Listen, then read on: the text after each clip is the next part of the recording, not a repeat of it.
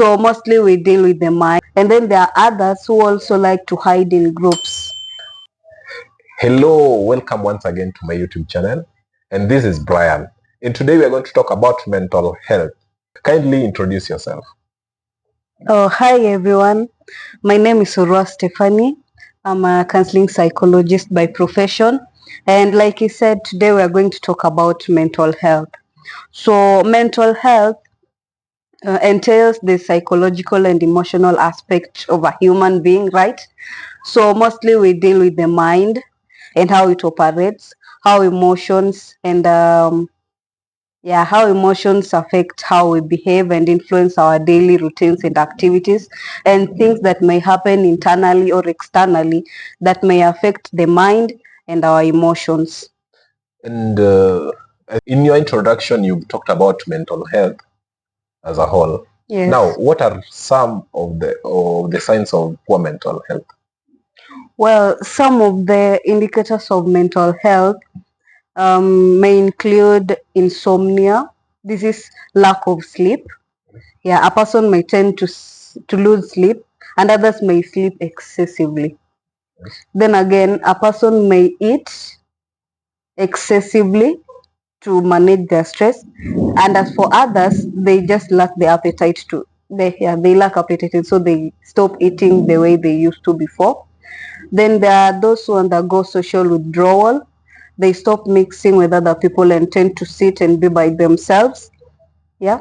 And then there are others who also like to hide in groups. If it was a person who was not going out that much, they start partying, they start going out, they start mixing with people a lot, they tend to be loud. As per they tend to behave opposite as per usual, what they were used to do. Then again, they may start engaging in drugs, right? Yeah, they may tend to engage in drugs. Other people um, tend to engage in activities they never used to do before. Yeah, those are some of the visible signs that a person is undergoing. Then again, we can say productivity at work may reduce. And then emotionally, when you start to gauge the person tends to be irritable. Yeah, they get annoyed over very, very minor things, so they tend to get irritated easily. Um, yeah, those are some of the visible signs that a person is having a problem with their mental health. And is overreacting one of them? Overreacting. Yes. That's a relative word depending on the person, but if a person tends to react to a situation in a way that normally they would not behave in such a way, then there might be a problem somewhere. Oh. Yeah. And how does stress affect mental well-being? Stress. Yes. Well, to begin with, stress, there are two types of stress, right? And a little stress is good for a person to, push forth and meet their expectations daily, right? So there's eustress. This is the kind of stress that motivates you to work harder and achieve a lot, right? But then there's this other type of stress, the negative type of stress.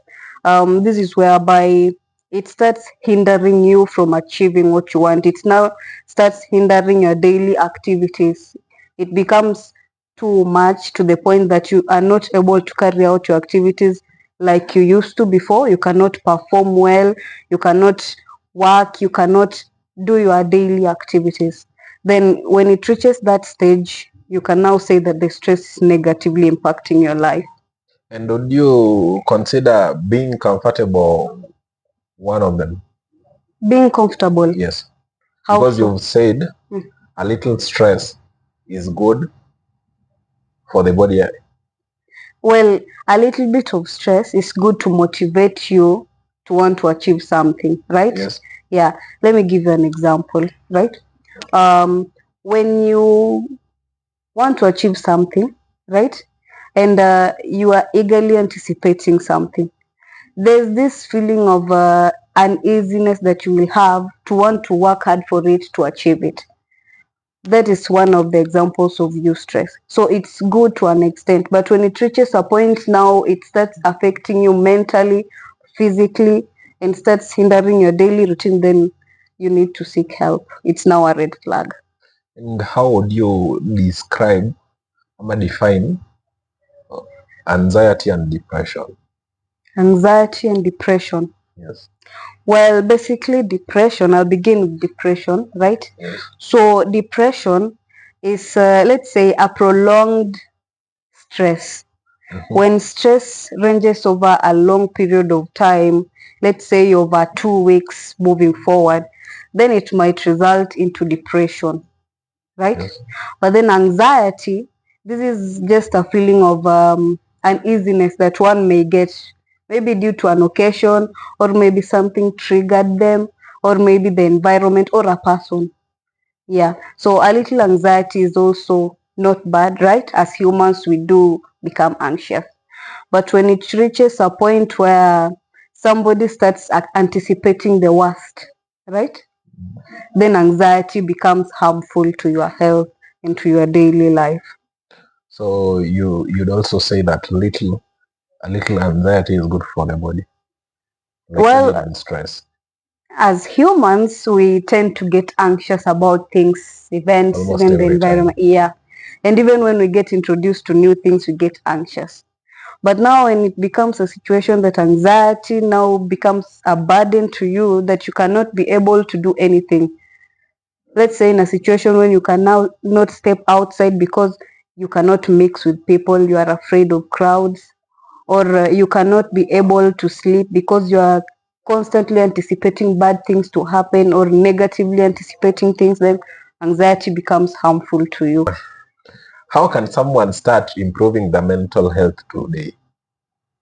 Well, for you to improve your mental health, you have to give yourself first priority. That is why in the mental health sector, we always advocate for self-care. Put yourself first in everything, right? And when you love yourself to the optimum, you will make sure you exercise, right?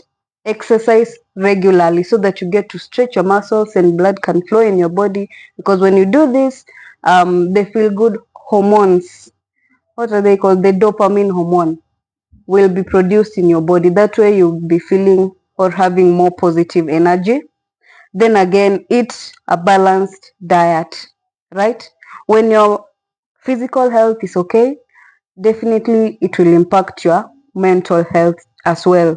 When you're physically okay, there are high chances of you becoming healthy in the mind, right? Then again, you need to engage in your hobbies, right? You need to have at least a thing or two done outside your work. If you are a working person, something that gives you happiness, something that makes you feel calm and relaxed. If it's painting, take time out to paint. If you like taking photographs, if you like surfing the internet, just do something other than your normal routine that gives you joy or takes you to your own world, aside from the stressful daily routine. Then the third thing also you can do, you can find yourself a supportive group, right? Have one or two friends who you can share with just in case you feel like you're overwhelmed, right? Somebody you can trust, somebody you can share your secret with, somebody you share things in common. Yeah, who makes you feel safe and at home. Another one that I can say is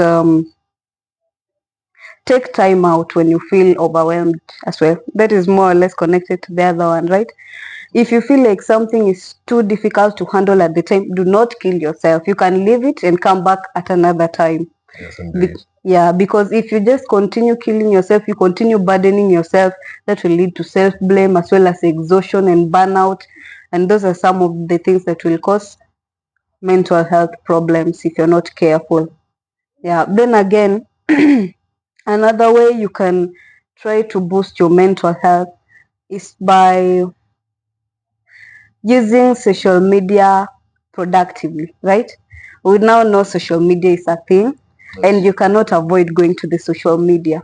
But what page or what platforms are you going for? There's platform that you will go to that will add more depression to you. The kind of content that you consume will affect you in a negative way. So consume positive content that are going to help you become more productive, that are going to help you think more positively or have a positive aspect in life. I think I've taken something from what you've explained. And just to ask on a light note, do you think loving yourself is not being selfish?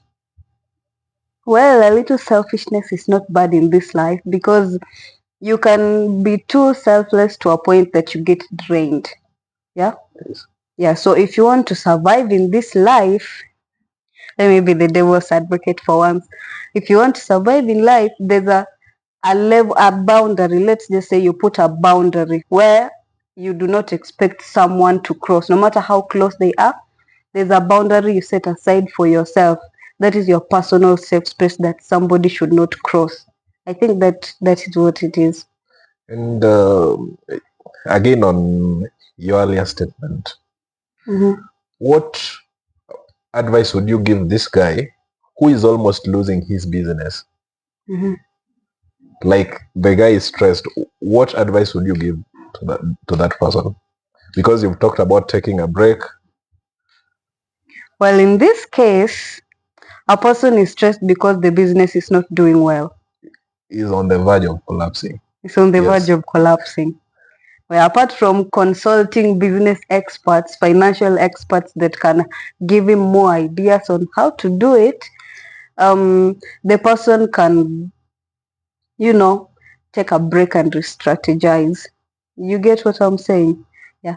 Let them gauge and know what they did that did not work so that they can reflect on what works for them. And again, a student who has, let us say, failed in his or her exams, Mm-hmm.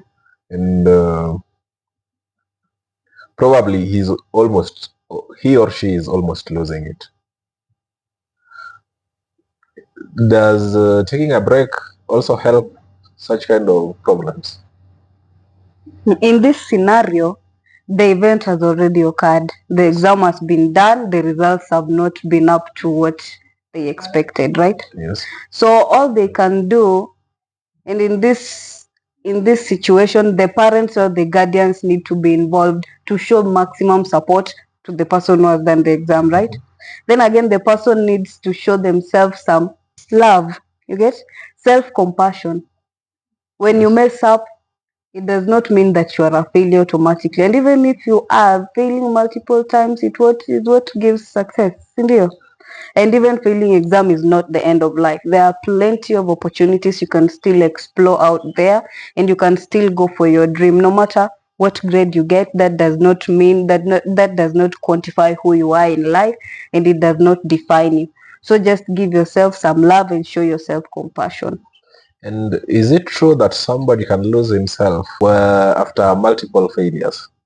And if yes, why would somebody still hold on even after 46th attempt? Well, that's what's called resilience. Going on even after the 46th attempt. But anyway, let me come back to this one. It is very possible for somebody to lose themselves. Yeah, it is possible for someone to lose themselves in depending on which situation are we talking about exactly? Like businesses, or let us say in school, and even in marriages Yes, and relationships. it's very possible for somebody to lose themselves. That is when you pour yourself into that thing so much that you forget to take care of yourself. You're constantly trying to make that thing work that you forget you were an individual before you got into that activity, right? You are a person before you got married.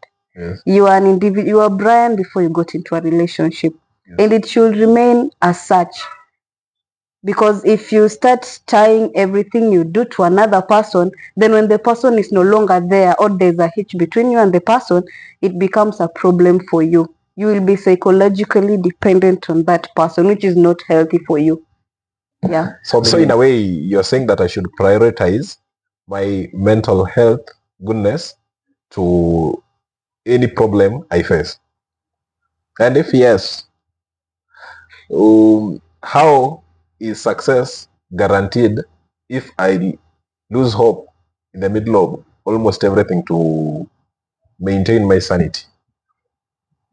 Mm, Prioritizing your mental health does not mean that you will run away from your responsibilities. Yeah? Prioritizing yourself does not mean that now you stop being productive at work. Prioritizing yourself does not mean that now you abandon the needs of your partner. Yeah? It just means you take a step back, right? Do some self-reflection so that you can get to know what works for you and what sticks for you that will rub you off in the wrong way. Let's say, for example, there's something that has been occupying your mind that you're not productive at work. If you continue going to work without finding a solution, the results will continue being bad, right? Yes, yes. Yeah. So you may ask for leave if the work is overwhelming you and you're having burnout. You can ask for leave for a few days so that you can get to clear your head off and so that you can cool off. Then you can come back and be more productive. And if it's something that's going on in a relationship, relationships work better, trust you me, when you know who you are as a person. That does not mean you are not going to compromise for your partner. Of course, when you are two people from different backgrounds with different values coming together, right? So just taking a step back so that you can go back to your true self and reflect and take some time out so that you can come out a better person for your partner, because this is not just for you, it's for them. Yes. Yeah, because when you're not in a good state, they also suffer the repercussions. Yes. Yeah, they suffer the aftermath of it. So it's more like getting out or stepping back to better yourself so that you can come back with a better way of solving the situation or solving the conflict. That's nice. I've learned something there. Yeah. And you talked about family. How can family and friends help somebody who has poor mental health? To begin with, mm, just being there for a person can be enough support for them. There's a person who may just want to be listened to. Have you ever met such a person? Yes. Yeah, they just want to vent, and after that, they're okay. So just giving the person reassurance that they are not alone, that there's always somebody there to have their back without any judgment, without any blames. That works for some people, right? Yes. Yeah, then again, ensuring you work with them throughout the journey so that they may not feel alone. That is the number one thing you can do before taking the next step. Then, how important is seeking professional help early? It's very important, like it's necessary to seek professional help, especially when you're becoming overwhelmed, right? When you can no longer handle the situation and you feel like the persons around you can also not give you adequate support, you can go out and seek professional help so that you can curb the situation because before it leads to something like mental illnesses. Let's say, for example, you're stressed at work and you feel like your family members cannot help you, the work environment is toxic, and you need somewhere you can just dump everything and cool off. A professional is always the best person who can help you. Then again, if you want whatever it is, however sensitive the situation it was, to be heard without being feeling judged or getting exposed to the other people, a professional will always be good at that. Then they can also help you seek further help if there are any underlying conditions. Say it's a mental health condition, they can recommend you, say a psychiatrist or a clinical psychologist who can further help you when it reaches a medical state. So yeah, it's very important to seek professional help. Yes, and Help. one myth about mental health. One myth, Yes. one myth about mental health is that um, it's a weakness. When you go out to talk about your problems or your mental health issues, then that makes you weak. In fact, that makes you a strong person, because for you to come out and be clearly able to state what you are going through, It takes a lot of courage, it takes a lot of strength. So that is one myth we want to debunk, that talking about your mental health is a weakness or expressing yourself to another person. People should do away with that and stop stigmatization around mental health. Thank you for watching. That was Mental Health with Steph. Until next time, stay tuned.